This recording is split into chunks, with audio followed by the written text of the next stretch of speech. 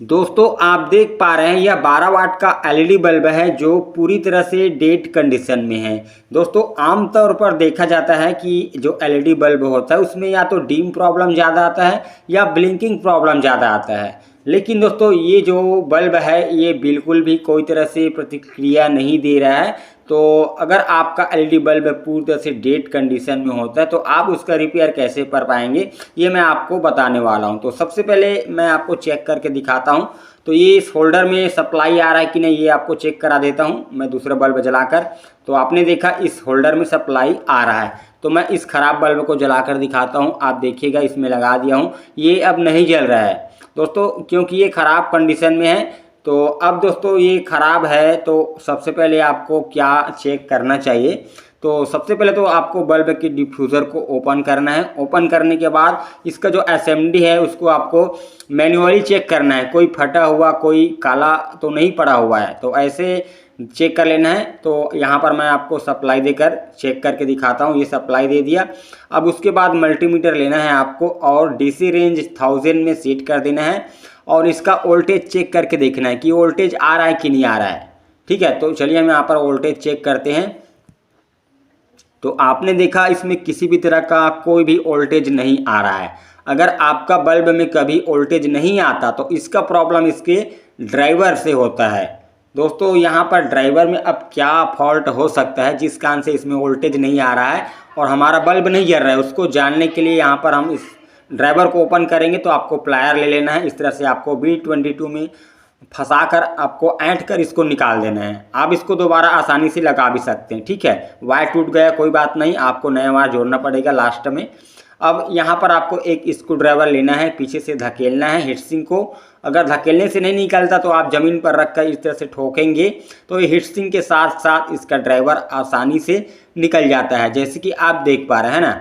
अब खोलने के बाद आपको कैपेसिटर को चेक करना है, कोई फटा हुआ फूला हुआ तो नहीं है, तो ये फ्रेश लग रहा है।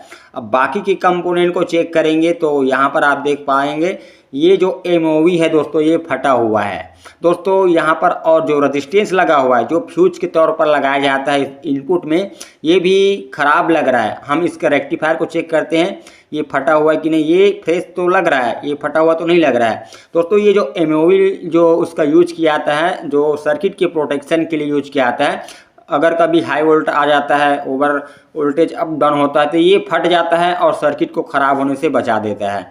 तो यहाँ पर हम इसका रजिस्टेंस को चेक करते हैं तो यहाँ पर कोई भी वैल्यू शो नहीं कर रहा है क्योंकि ये ख़राब हो चुका है।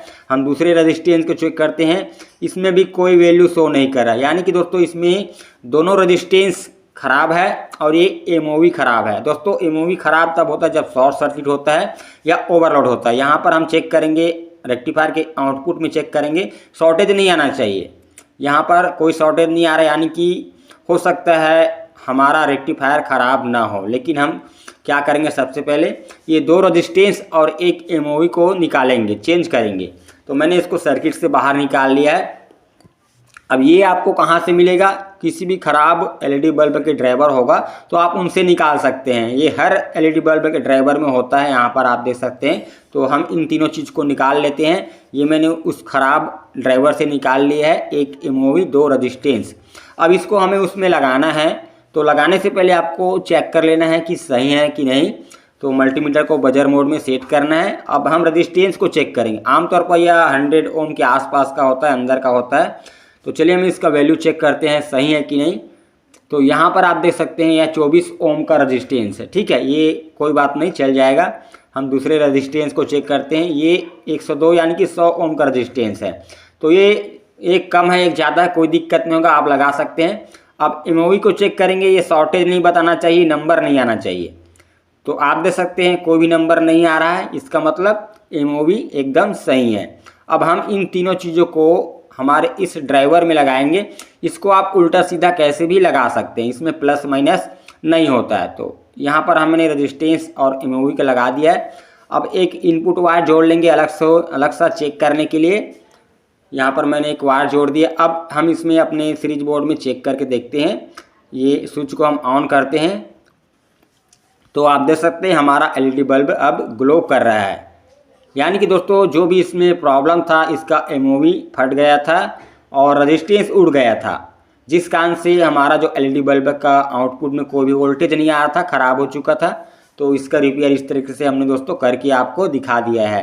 अब बात आता है इसको फिट करने का। तो इसका जो B22 है उसके रांगा को आपको आराम से निकाल लेना है। तो यहाँ पर समय न बर्बाद करते हुए मैं दूसरा रखा हूँ यहाँ पर, जिसका मैं रांगा निकाल चुका हूँ। इस तरह से आपको निकाल देना है। इसके बाद आपको 1.5 से 2 इंच वायर लेना है, 2 वायर, और यहाँ पर इसका L और N वाले पॉइंट में यहाँ पर एक एक वायर आपको जोड़ देना है। इस तरह से जोड़ने के बाद हम इसको बल्ब के अंदर डालेंगे, यहाँ पर खांचे में बिठाएंगे। अब ये जो 2 वायर है उसको हम B22 के होल में बाहर निकालेंगे और इसको अच्छे से रांगा लगाकर सोल्डिंग कर देंगे। तो इस तरीके से आपको दोस्तों इसको फिट भी कर लेना है।